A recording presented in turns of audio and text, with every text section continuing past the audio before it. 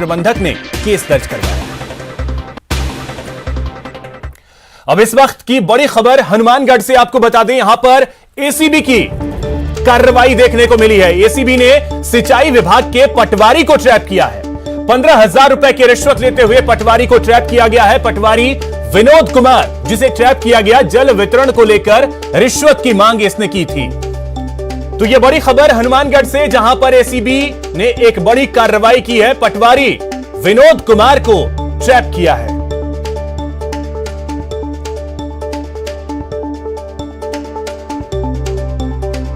बड़ौदा की तिजोरियों में ये जाली नोट मिले हैं।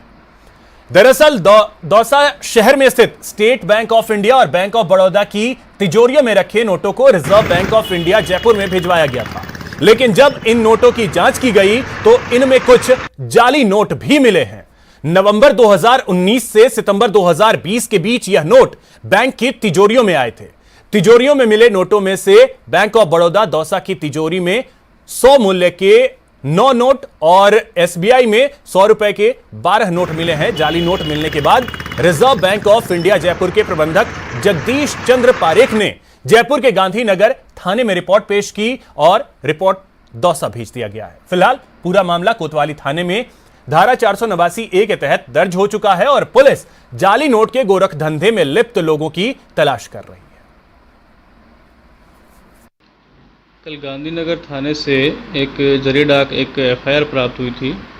उसमें ये दर्ज है कि अपने जो बैंक ऑफ बड़ौदा है उसमें 100 रुपए के 9 नोट और स्टेट बैंक ऑफ इंडिया के 12 नोट 100 रुपए के कुल 21 नोट जो हैं उनकी तिजोरी से बरामद हुए हैं। यहाँ से वो आरबीआई शाखा जयपुर में जमा हुए थे। आरबीआई प्रबंधक ने गांधीनगर में मुकदमा दर्ज करवाया था और वहां के मार्फत जो है हमारे यहाँ प्राप्त हुआ है, जिसमें मुकदमा दर्ज करके अनुसंधान शुरू कर दिया। सवाई माधोपुर जिले में भीषण गर्मी के साथ ही पेयजल को लेकर भी त्राही त्राही मचने लगी है, जिसके चलते सवाई माधोपुर जिले के गंगापुर सिटी कस्बे में आज पेयजल समस्या को लेकर जाम के हालात पैदा हो गए। गंगापुर सिटी कस्बे में जामा मस्जिद के पास पेयजल समस्या को लेकर दर्जनों महिलाएं सड़क पर उतर आईं, जहां पर उन्होंने पेयजल समस्या के समाधान किए जाने की मांग को लेकर रास्ता जाम कर दिया और लगभग 2 घंटे तक महिलाएं जाम लगाकर बैठी रहीं। जाम लगने की सूचना के साथ ही जलदाय विभाग के आलाधिकारी और कोतवाली थाना पुलिस मौके पर पहुंची, जहां जाम स्थल पर जमा लोगों को समझाया बुझाया गया। इसके बाद पेयजल समस्या का समुचित समाधान किए जाने का आश्वासन मिलने के बाद ही रास्ता खुलवाया जा सका।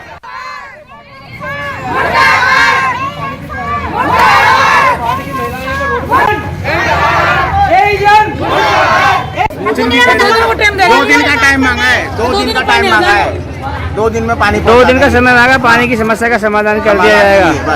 और 2 दिन में रास्ता नहीं क्या हुआ? अगर 2 दिन में पानी नहीं आया फिर खड़े हो जाएंगे हम तो।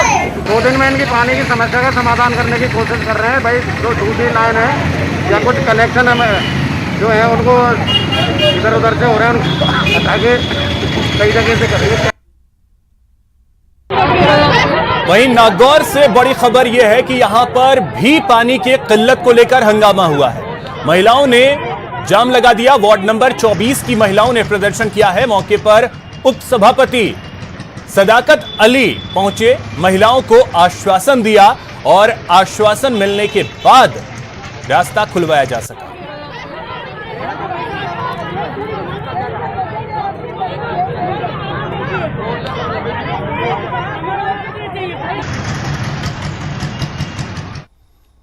अब बात करते हैं नेता प्रतिपक्ष गुलाब चंद कटारिया की, जिनके बयान पर अब बवाल मचना शुरू हो गया है। जी हां, महाराणा प्रताप पर कटारिया ने विवादित बयान दिया, जिस पर जयपुर और उदयपुर में जमकर बवाल हुआ है। 2 जगहों की तस्वीरें हैं, जयपुर और उदयपुर की आप तस्वीरें देख सकते हैं। यहां पर कटारिया के बयान को लेकर जमकर बवाल मचा है। वहीं बड़ी खबर डूंगरपुर से भी है, जहां पर महाराणा प्रताप पर विवादित बयान को लेकर बवाल मचा है। बीजेपी दफ्तर के बाहर पुतला जलाया गया है। राजपूत समाज ने पुतला जलाया है गुलाबचंद कटारिया का। कटारिया के बयान से गुस्से में है अब करणी सेना। और ऐसे में जगह जगह विरोध किया जा रहा है कटारिया के इस बयान का।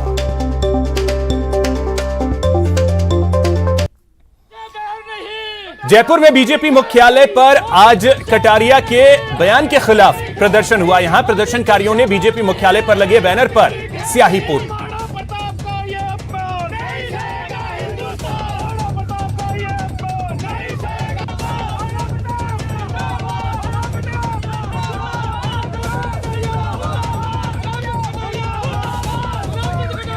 तो नेता प्रतिपक्ष गुलाब चंद कटारिया द्वारा महाराणा प्रताप पर दिए गए विवादित बयान के बाद हंगामा लगातार जारी है।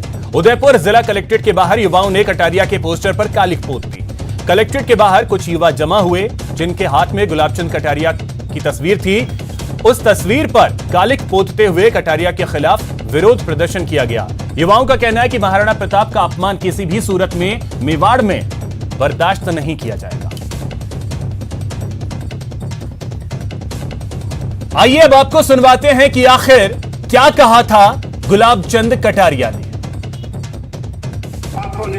हमारे पूर्वजों ने 1000 वर्षों तक लड़े यार, 1000 वर्षों तक। ये महाराणा प्रताप अभी गया ना, क्या उसको पागल कुत्ते ने काटा था जो अपनी राजधानी और अपना घर छोड़ करके एक पहाड़ी के टुंगर पर रोता फिरा?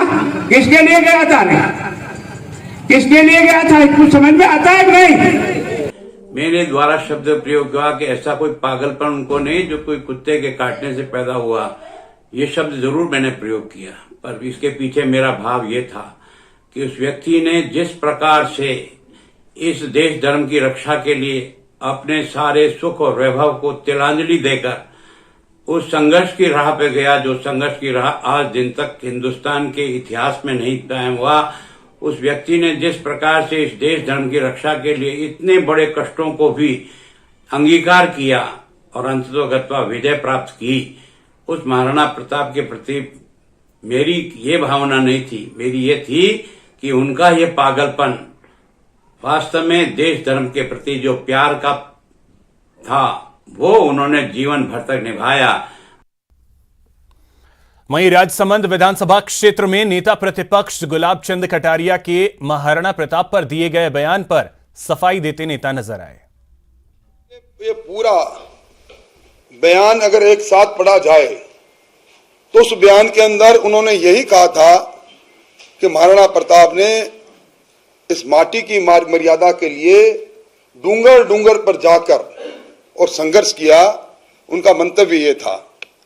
उनके मुंह से ये जरूर निकला, महाराणा प्रताप के लिए जो शब्द इस्तेमाल किया उसमें तू जरूर निकला, परंतु उसको समग्र रूप से पढ़े तो एक तरह से महाराणा प्रताप के लिए उन्होंने किसी गलत भाषा का उपयोग नहीं किया।